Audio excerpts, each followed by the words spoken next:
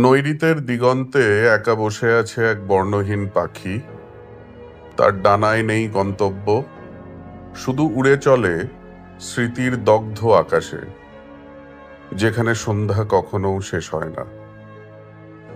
পেছনের সব দরজা বন্ধ, আর সামনে শুধু এক কুয়াশা ঢাকা গলি, যেখানে হেঁটে গেছে তারাও, যাদের নাম মনে নেই, মুখও আবছা।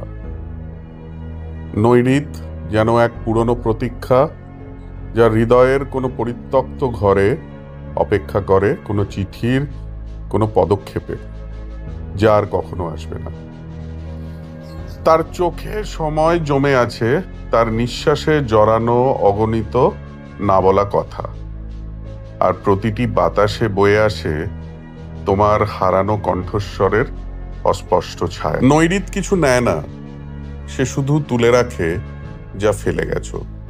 আদর, অভিমান, প্রতীক্ষা, এক চুপচাপ ধ্বংসের ফাঁকে।